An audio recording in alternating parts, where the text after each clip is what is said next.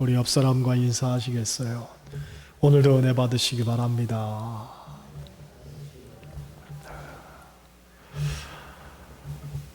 요즘 우리 사회를 정의하는 핵심적 단어는 분열과 분노가 아닐까 싶습니다.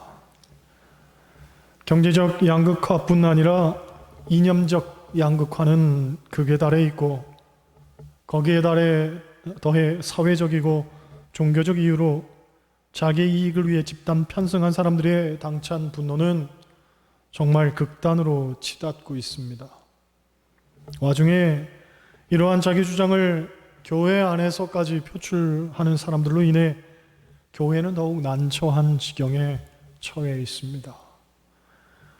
제가 아는 목사님이 며칠 전 이런 고민을 SNS에 올렸습니다.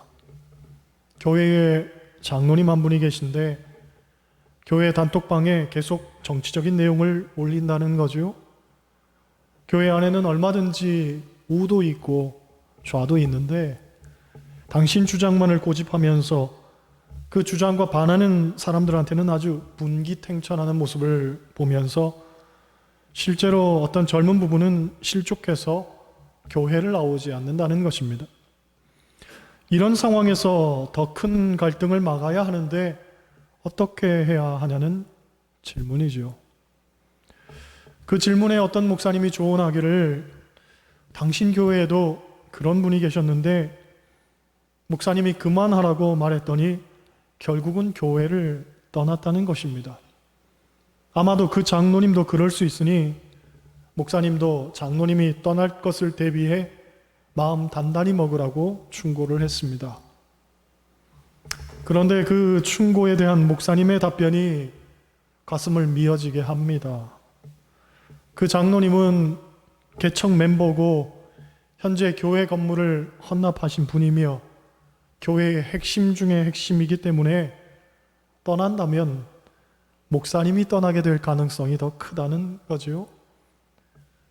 그러니 벙어리 냉가슴만 앓을 뿐이라는 것입니다. 여러분, 늘 말씀드리지만 하나님이 내 편 되시기를 기대하는 것만큼 어리석은 일도 없습니다. 하나님은 내 편이 아니라 내가 하나님 편이 되어야 합니다. 사람의 이념이나 가치는 늘 상대적입니다. 절대적인 것은 없습니다. 그래서 우리가 추구하는 정의도 이상도 다분히 가변적인 것입니다. 시간에 따라, 시대에 따라, 심지어 자기 경험에 따라 얼마든지 바뀔 수 있습니다.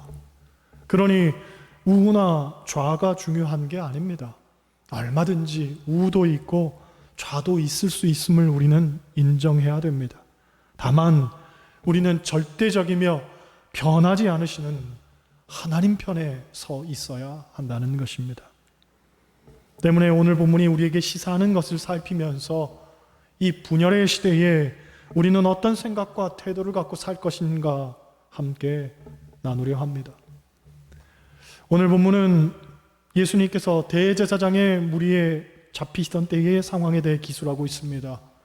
가룟 유다가 은 30에 예수님을 팔기로 한 후에 무리를 끌고 겟세마네 동산에 도착을 하게 됩니다.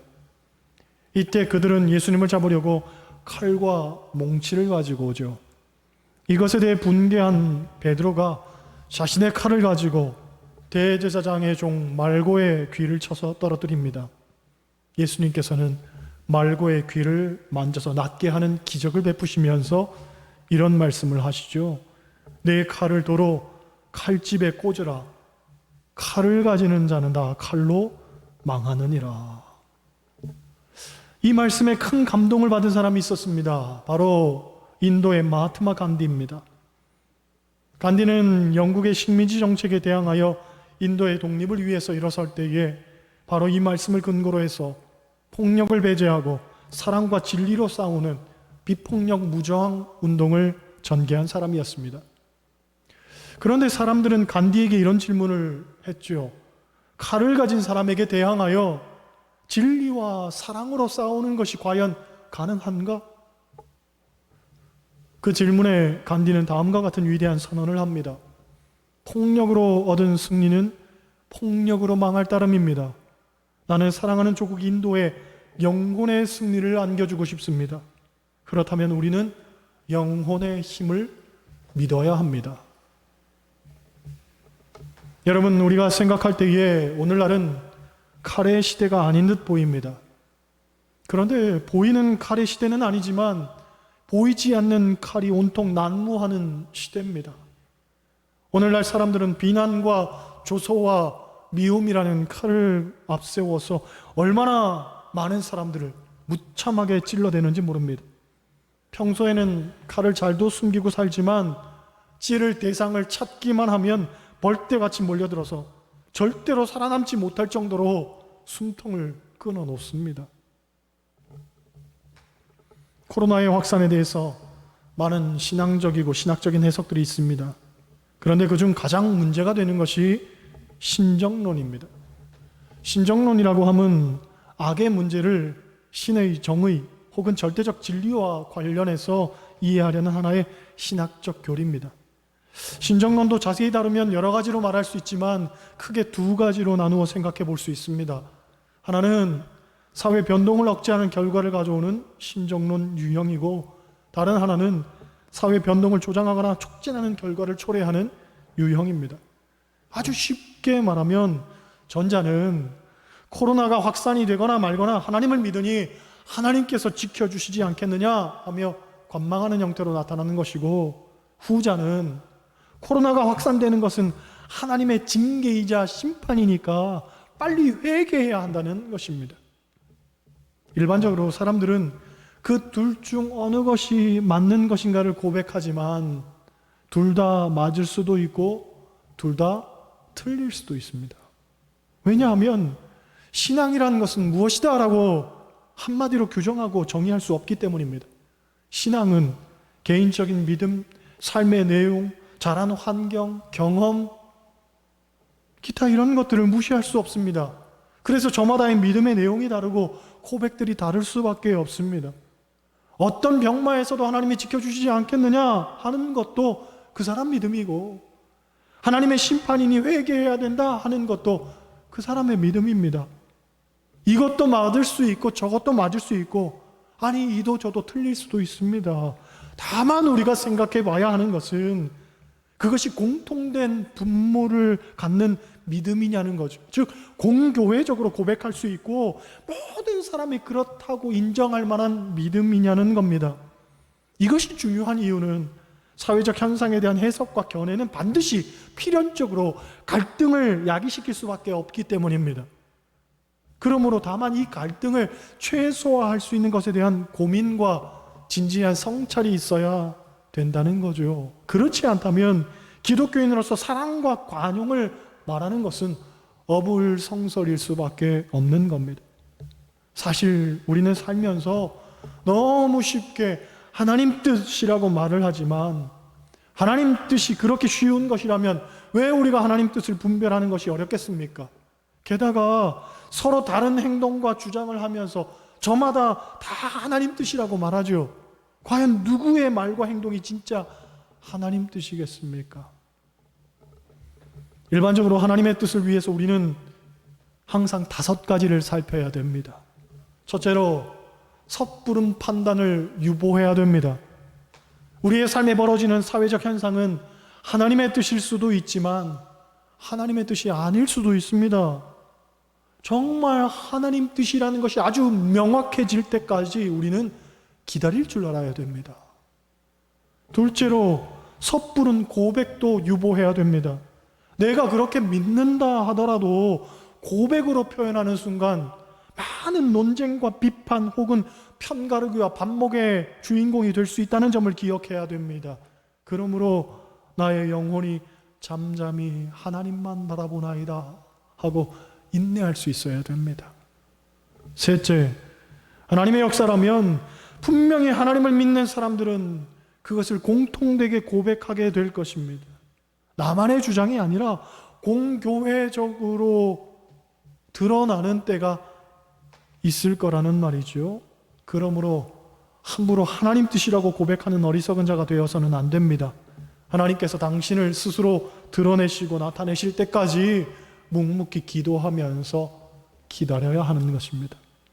넷째, 사회적 현상을 판단하는 것보다 더 중요한 것은 하나님 나라를 이루는 것입니다.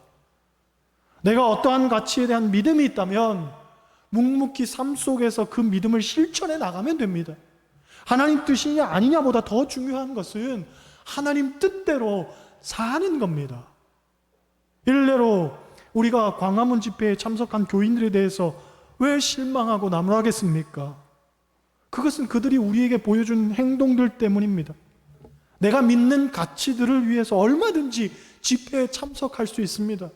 얼마든지 그곳에 가서 외칠 수 있습니다. 그런데 거짓말하고 감추고 도망다니고 너도 한번 당해봐라 하면서 침을 뱉고 껴안고 책임을 전가하고 발뺌하는 것은 전혀 그리스도인답지 않은 모습인 겁니다. 여러분, 세상이 교회에 기대하는 것은 교회가 어떤 목소리를 내느냐가 아닙니다. 교회가 추구하는 가치를 위해서 교회는 어떻게 사느냐, 그것을 보는 겁니다. 그러니 착각하면 안 됩니다. 교회가 외치는 주장이 싫어서 미워하는 게 아니라 그렇게 살지 않으니 미워하는 겁니다. 마지막으로 이러한 일들은 말세의 징조라고 했습니다. 도처에서 거짓 선지자들이 일어나서 저마다 자기 주장을 펼치는 거지요. 그러니 요즘 제가 드는 생각은 2단도 위험하지만 3단, 4단이 더 위험하구나 하는 겁니다. 2단보다 더한 기성 교회들이 얼마나 많은지 결국은 그런 3단, 4단 교회 때문에 실망한 교인들이, 상처받은 교인들이 2단에 현혹되어 가는 겁니다. 여러분, 모난 자기 주장을 관철시키겠다고 미움과 분노에 사로잡히면 안 됩니다. 주님 오실 날이 가까이 왔음을 깨닫고 오히려 거룩하고 정결한 삶을 살기 위해 늘 깨어 기도하는 여러분 되시기를 소망합니다.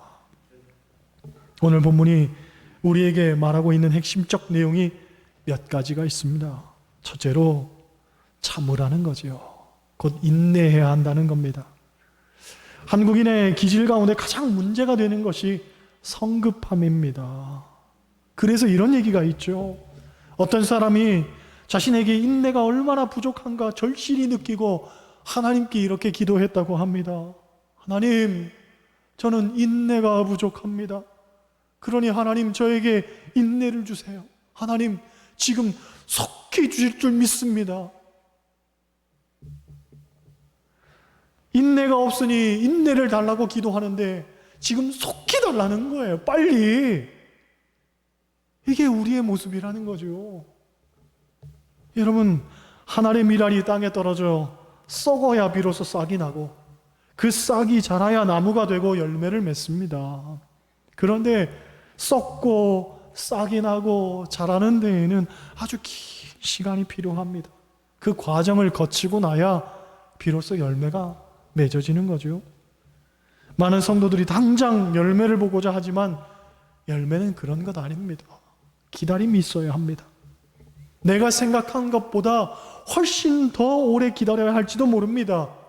그러니 기도하면서 당장 결판을 내려고 하면 안 되죠. 맺고 끊는 것만이 능사는 아닙니다. 어떨 때는 이해되지 않고 참을 수도 없고 기다리면 안 될 것 같은 그 일에도 더 기도하면서 기다려야 할 때가 있습니다. 그리스도인은 칼을 뽑는 자가 되면 안 됩니다. 오히려 기다리며 기도해야 됩니다. 둘째로 사랑하라는 거죠. 예수님께서 인내하시고 자신을 체포하러 온 사람을 치료하신 이유가 뭡니까? 바로 사랑 때문입니다. 예수님은 원수를 사랑하라고 말씀하셨습니다. 그런데 말로만 하신 건 아니죠. 행동으로 보여주셨습니다. 당장 자기를 죽이러 온 원수의 아픔과 상처를 치료해 주셨습니다. 로마서 12장 29절을 보면 이런 말씀이 있습니다. 내 사랑하는 자들아, 너희가 친히 원수를 갚지 말고 하나님의 진노하심에 맡기라. 기록되었을 때 원수 갚는 것이 내게 있으니 내가 갚으리라고 주께서 말씀하셨느니라. 또 로마서 12장 20절을 보면 이런 말씀도 나옵니다. 내 원수가 줄이거든 먹이고 목마르거든 마시게 하라. 그러함으로 내가 숯불을 그 머리에 쌓아 놓으리라. 그렇습니다. 신앙생활의 모든 기저에는 사랑이 있어야 합니다. 사랑! 그 다음 다른 무엇입니다. 그러니 사랑 없는 말, 사랑 없는 행동, 사랑 없는 믿음, 사랑 없는 용서, 사랑 없는 자기 주장, 그것은 신앙생활 아닙니다. 사랑이 없으면 아무것도 아닌 겁니다. 셋째, 하나님 뜻에 순종해야 한다는 거죠. 예수님은 12명도 더 되는 천사를 부릴 수 있는 권세가 있었습니다. 그러니 얼마든지 싸우려고 하면 싸울 수 있었고 승리를 쟁취할 수도 있었습니다. 하지만 그렇게 하지 않으셨습니다. 왜냐하면 49절, 그러나 이는 성경을 이루려 함이니라. 그 십자가는 하나님 뜻이었다는 거죠. 오늘날 사람들은 내 힘을 어떻게 과시할 것인가를 생각하지만 예수님은 어떻게 하나님 뜻에 순종할까를 생각하셨습니다. 그러므로 우리가 하나님의 뜻을 구하는 이유는 하나님 뜻에 순종하기 위해서여야 합니다. 내 주장을 관철시키는 토대를 마련하기 위해서, 혹은 다른 사람을 압제하기 위한 명분을 얻기 위해서 하나님 뜻이 필요한 게 아닙니다. 하나님 뜻은 오직 사랑하고 순종하는 일을 위해 필요한 겁니다. 여러분, 때로는 하나님의 뜻이 잘 깨달아지지 않고 많은 상황 속에서 우리는 어떻게 행동해야 하는가 고민스러울 때도 있지만, 어떤 상황 속에서도 변하지 않는 하나님의 뜻은 사랑하는 겁니다. 하나님의 뜻은 늘 사랑으로 귀결이 됩니다. 분열과 분노의 시대를 살고 있는 우리는 늘 내 안에 사랑이 있는가를 확인해야 됩니다. 왜냐하면 사랑이 없다면 나의 주장과 외침도 마냥 공허한 메아리로 돌아올 뿐이기 때문입니다. 바라기는 여러분 마음에 사랑이 있기를 원합니다. 여러분 마음에 사랑이 있기를 원합니다. 그래서 오직 사랑으로 살며 사랑으로 순종하는 여러분 되시기를 주님의 이름으로 간절히 축원합니다. 기도